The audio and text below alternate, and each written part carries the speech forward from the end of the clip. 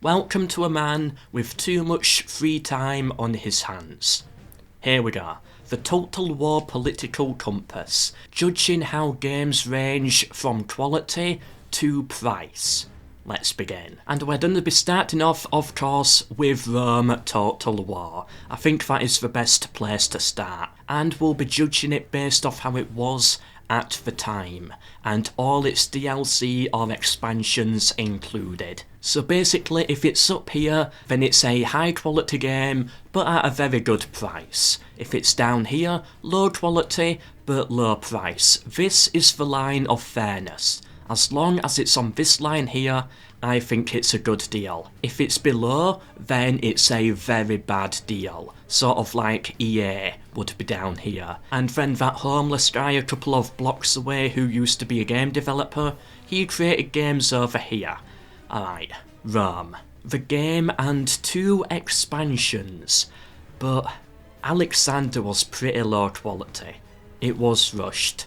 Barbarian Invasion used the same map as the original Rome. Now, I'm not judging quality based on how enjoyable it is. I'm judging quality on how much effort was put into it. At one point, the Creative Assembly did give up on the game and delete almost everything because it was not working the way they intended it to. And they then started almost entirely again. Now, to me, that says a lot of effort. Only 2 expansions though. I'd put it there. I think it's, yeah, I think Rome Total War is very close to the middle. Very standard, very normal, but I think it is on the side of it being fair, not unfair. Medieval 2. Now, this only came with 1 expansion, and there was quite a lot there. Overall, I think it's a very good deal for your money. Now, it was very similar to Rome, like, you know, using the same engine, using the same systems, but at the end of the day, I can't be too harsh on Medieval 2 because it did add quite a lot. Both Rome and Medieval 2 went above and beyond. So it's lower on the price range and higher in the quality. Yeah, I think here is fair for Medieval 2. Now, I've done the old style tier list before, but that doesn't really say much. I think this is able to say so much more, because I love Warhammer 2, but I don't think it is worth that price. I am not much of a Thrones of Britannia fan, but it's actually at quite a good price overall, and it doesn't really like spam expansions or DLC, so yeah, it's a different way to judge them anyway. Empire.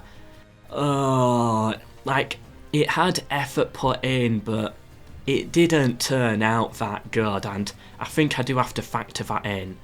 In terms of its price, I think it was, yeah, more on the expensive side, but not too much more. I'd say, yeah, it's got to be heavily in the unacceptable. I know a lot of people like it, but that's where I'm gonna put it. Napoleon time. Now, Napoleon did use the same stuff. It has often been called an expansion, but it did also fix a lot. There weren't many units, really, like, a lot of them were copy and pasted. So yeah, I'm gonna put it higher in quality. But as for the price, it was a little bit more expensive. I'd say, yeah, I'm leaning more towards here. It had a few more expansions, but it was a little bit more worth it. Still in the not fair end, but much closer to the line than Empire. Shogun 2, ooh, here we go. Now, I think this is where they started doing faction packs. So yeah, it did cost a bit more, and 2 expansions as well, but one of them was very high quality. You know what, I think this is the right place for Shogun 2. Right on the line. Yeah, like a game that is perfectly fair. Yeah, right on the line, right there. I think that's a good spot for it. Rome 2. Oh, I think they tried, but again, its quality turned out low, and it did cost quite a bit. Even if you do like it, it should have been so much more. It still comes nowhere near matching the original marketing trailers, and it had a lot of DLC. Like, a lot of DLC, so But then again, they did fix it. Rome 2 at launch, you know, quality would be lower, but now I'd say it's on the line of acceptable in quality, but at a very high price. Yeah, I think it's the second most expensive in the series, so I'll put it there. Attila. This improved on Rome 2 a lot, although again a lot of people call it an expansion. I've got to say it's higher in quality. Then again, is it though? Because it is very poorly optimised. I want to put it higher than Rome 2 in quality, but the optimisation is tough. But then again, the price for what you get is quite good. Like, yeah, far less faction packs and only 2 DLCs. And you get quite good quality stuff out of it. You know what? I'm gonna put Attila here. Yeah, just above the quality line of acceptable. But do I want to do that? Yeah, it's so much better than Rome 2 in my opinion, but at the same time, it did have a bit of an expansion feel. I think it's a fair offer for what you get. I'm gonna put it there. Again, right on the line.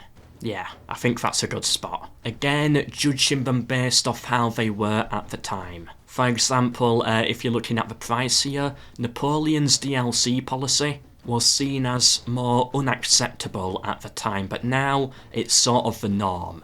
You know, I'm trying to take that into consideration. Alright then, here we go. Thrones of Britannia. Very low quality, but it is one of the cheapest. And that's why this list here is better than a tier list. Because on a tier list it would be right at the bottom. But here, we can actually give it some credit. I'm gonna put Thrones of Britannia near enough on the line as a fair deal for what you get. So yeah, a very low quality game. If you've got the money, don't go for this one, go for another. But if you're a bit short on money and want to get into Total War, like, I think Thrones is a good option. Alright, Warhammer. Now for this, I'm counting the whole Warhammer trilogy. Otherwise, they would both overlap. Now, very high in price, more DLC than we've seen for anything. And with it being a trilogy too. Yet, the quality is quite good. There's a lot there. You might not like it. It's got a massive player base, and you can tell that the developers have a massive passion for it, which I respect. Overall, if Warhammer is not your thing, don't buy it. But if it is your thing, I think it's a good fair deal, although very expensive.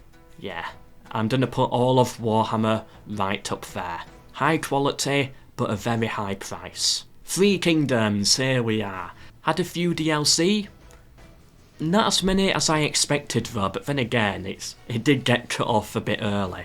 Oh, but then again, I don't think it was meant to get that many DLCs in the first place. I think CA originally were wanting to drop it much earlier, but because of its success, they stuck with it. Overall, for the time it released, I think its DLC policy was a good one. As for quality, it did add some good stuff. I think it belongs on the line. Yeah, very close to Shogun 2. Yeah, a bit more on the pricier end if you go for all the DLC, but I think for the time, it is a fair deal. Alright then, here we go. Total War Saga Troy. Again, low in quality, but it did add some stuff. Some very good stuff, and you could tell effort was put into it. And it was on the cheap end, but is it a fair deal? Now, the interesting question is, if you got it on launch day, I would say it's probably it's better than Thrones. I'd say it's sort of just a bit below acceptable, but still, like, that's a pretty good deal. However, if you did not get it for free, then the price is slightly higher, and I don't enjoy the game. I prefer Thrones of Britannia, if I'm being honest, but I cannot deny it did add some pretty good stuff. Like the resources, I think the developers did put a lot of work into it. The map is beautiful, the game looks beautiful, there's a lot there to like. Although it just missed it for me. So yeah, I agree with the quality, but I still don't think it's a fair deal. but I don't think it's as much of a rip-off as Empire was. And Troy comes with DLC too, which Thrones didn't, so you know what?